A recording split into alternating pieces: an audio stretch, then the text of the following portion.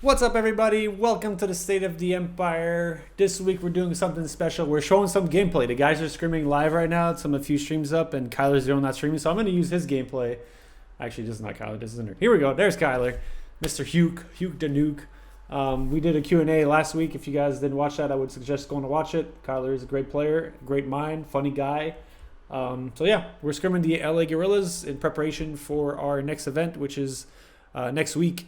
We are playing in the Minnesota Rocker home event. We're actually playing the Rocker in our first match, so that'll be a good one. Few changes happening to the rule set in the last week or so. Few attachments have been kind of, I guess, locked out per se. We'll say that. And then I hate that other term. I'm not going to say it. But yeah, so a few things have changed, tax print and whatnot. Also, something that has been put out. So yeah, the guys are adjusting. We're really kind of trying to put our time in now. A lot of those changes were made mid last week, so our scrim schedule is going to be very, very hefty in preparation for that event. The last thing I want is the guys to go into that tournament feeling unprepared and not used to the changes that were made in recent times. So really making sure that things are going to be going in our favor as much as possible. So right now we're scrimming 2 days, and then starting on Monday we'll probably be doing 3 days for the remainder of the week until the event. So really making sure that we're prepared to compete at a highest level again and try and defend our last championship win, since we haven't competed for like 2 events, which is a little sad in my book because we were kind of reaching a really good level of play, like I said in one of my recent videos. But yeah, so we're watching Kyler today. I'm going to do a little bit of like insight. So I'll start simple, like maybe something for viewers that don't, I would assume most of you kind of follow quality and understand it, but the basis of before I go in depth at what he's doing, the basis of hardpoint is I'm going to just talk about spawns today and kind of like map positioning. So the basis of hardpoint is really to try and push your opponents to spawn as far away from the hardpoint as possible. This gives you the best opportunity to get time for free, quote unquote, because it's uncontested. So I'm going to be kind of talking a little bit through about the maneuvers he's doing and the things he's doing to try and control that when he's doing it. For the most part, you'll see Kyler play around the hills a lot and make plays like that one. That was pretty nasty little slide shot. Modern Warfare style, because we see a lot of that in this game. But I have the mini map covered. This is mostly for strategic purposes, so I don't really want to show again other teams or people that are like trying to see what we do at the highest level to maintain our strategic advantage, I guess you can say, for whatever advantage that we still have, since most people are starting to really figure out the game now. So the plays Kyler's making the last couple of lives have really been around the hills. You're going to see him spawn pretty far back here.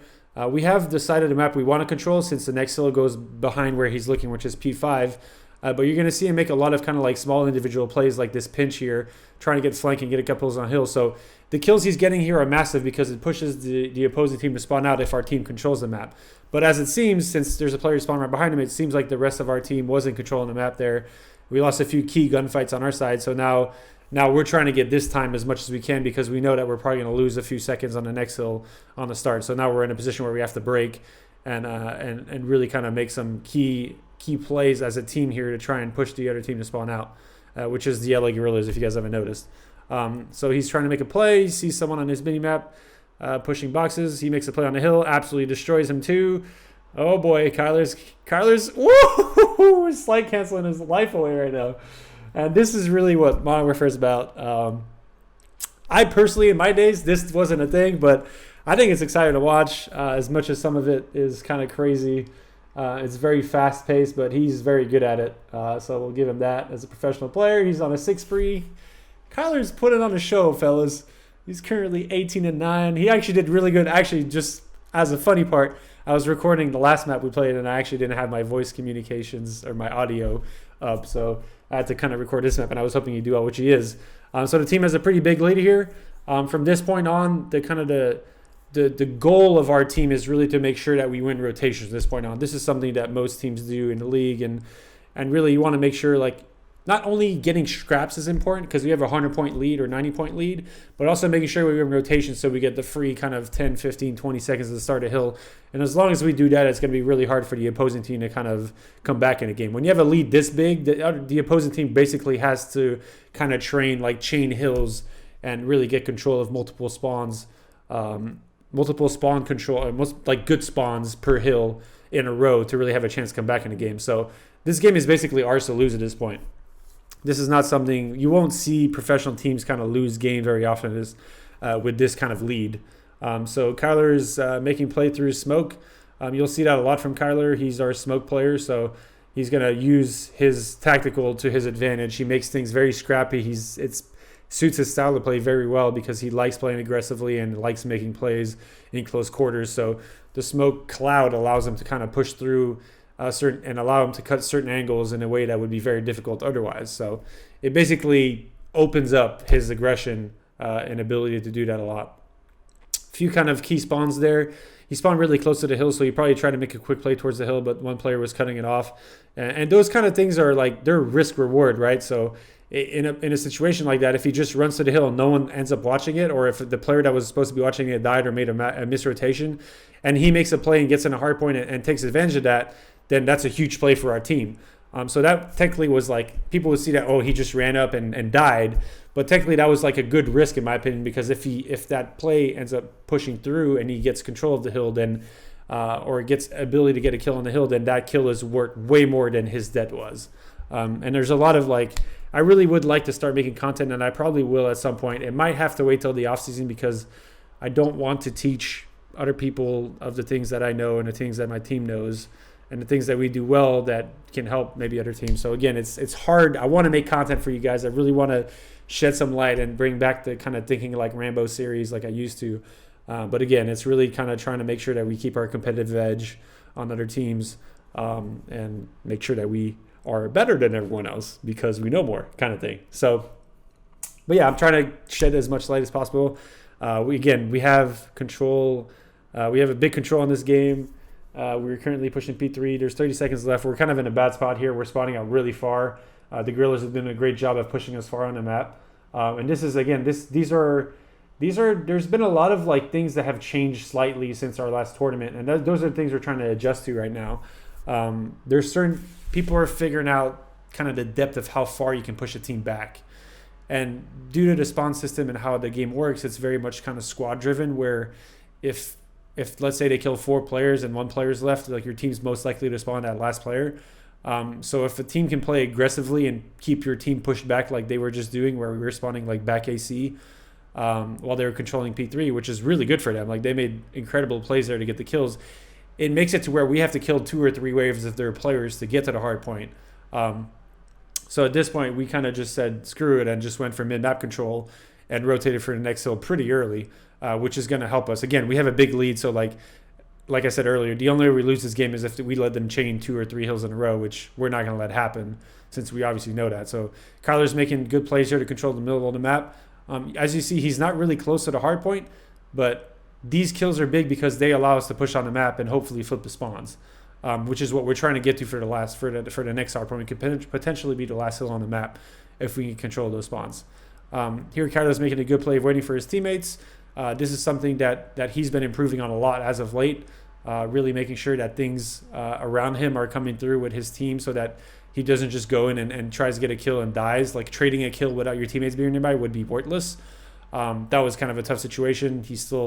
You're still pushing in a breaking scenario here, so like players are going to be sitting in corners and watching cutoffs. So you're basically ultimately trying to that was a bad word. Trying to destroy somebody, for lack of a better term.